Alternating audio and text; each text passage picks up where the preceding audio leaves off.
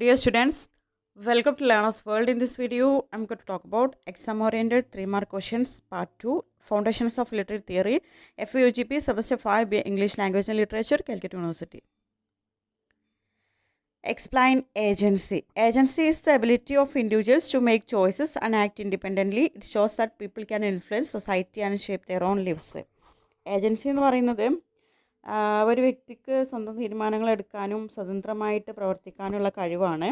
ഇതിലൂടെ വ്യക്തികൾക്ക് സമൂഹത്തെ സ്വാധീനിക്കാനും സ്വന്തം ജീവിതം രൂപപ്പെടുത്താനൊക്കെ കഴിയും. What is class consciousness? Class consciousness is the awareness of workers about their social position and exploitation. Marx believed this awareness would lead to collective action. Class consciousness എന്ന് പറയുന്നത് തൊഴിലാളികൾ അവരുടെ സാമൂഹിക സ്ഥാനത്തെയും അതുപോലെ ചൂഷണത്തെയും കുറിച്ച് ഒരു ബോധവാന്മാരാകുന്നതാണ്. ഈ ഒരു കോൺഷ്യസ്നെസ് തൊഴിലാളികൾ ഒന്നിച്ച് പോരാടാൻ പ്രേരിപ്പിക്കുമെന്ന് മാർക്സ് പറയുന്നുണ്ട്. Define അപ്പോരിയ. Aporia is a concept in deconstruction. It refers to contradictions or uncertainties in a text that makes its meaning unclear. അപ്പോരിയ എന്ന് പറയുന്നത് ഡീകൺസ്ട്രക്ഷനിലെ ഒരു ആശയമാണ്. ഒരു ടെക്സ്റ്റിലെ ഒരു ഗ്രന്ഥത്തിലെ ഒപ്പോസിഷൻസിനെ, വൈരുദ്ധ്യങ്ങളെ അല്ലെങ്കിൽ അതിൽ വരുന്ന അനിശ്ചിതത്വങ്ങൾ, അൺസർട്ടനിറ്റീസ് കാരണം വ്യക്തമായ ഒരു അർത്ഥം കണ്ടെത്താൻ കഴിയാത്ത അവസ്ഥയാണ് ഇത് സൂചിപ്പിക്കുന്നത്. What is discourse?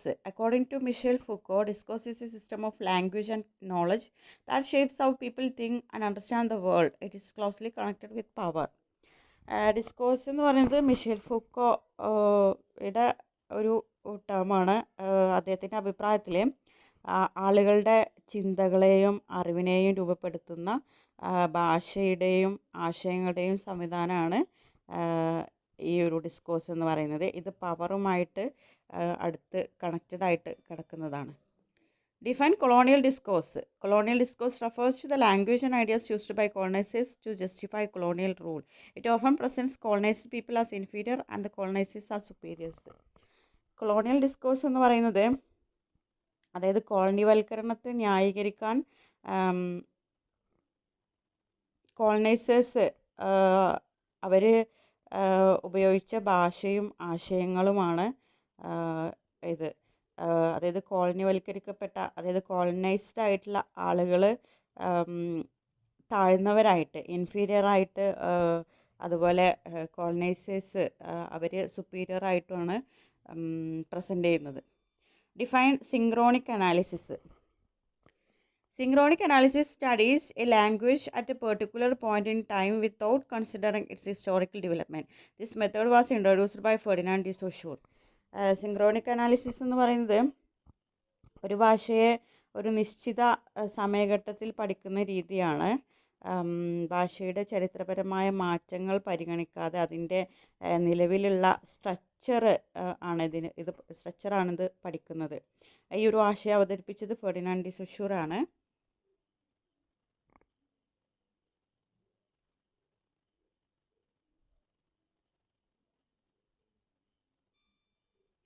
What is defamiliarization?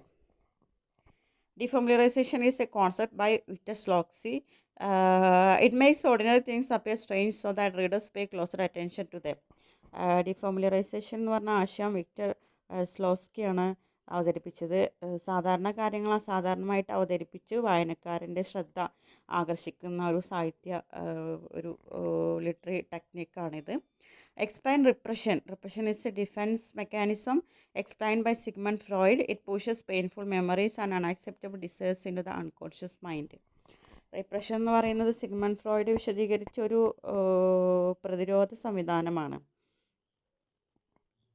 അതായത് വേദനാജനകമായിട്ടുള്ള ഓർമ്മകളെയും നമ്മൾ അടിച്ചമർത്തിയ നമ്മുടെ ആഗ്രഹങ്ങളെയൊക്കെ അബോധ മനസ്സിലേക്ക് തള്ളിവിടുന്ന പ്രക്രിയയാണിത്. Define phenomenology. Phenomenology is a philosophical approach developed by Edmund Husserl. It studies how people experience and understand the world through consciousness. Phenomenology എന്ന് പറയുന്നത് എഡ്മണ്ട് ഹുസേൾ വികസിപ്പിച്ച ഒരു സിദ്ധാന്തമാണ്. മനുഷ്യർ ലോകത്തെ എങ്ങനെ എക്സ്പീരിയൻസ് ചെയ്യുകയും എങ്ങനെ അതിനെ ലോകത്തെ മനസ്സിലാക്കുകയും ചെയ്യുന്നു എന്നത് നമ്മുടെ കോൺഷ്യസ്നെസ്സിലൂടെ, അതായത് ബോധത്തിൻ്റെ അടിസ്ഥാനത്തിൽ പഠിക്കുന്ന ശാഖയാണത്. ഹ്യൂമൻ എക്സ്പീരിയൻസിനാണ് ഇത് കൂടുതൽ ഇമ്പോർട്ടൻസ് നൽകുന്നത്.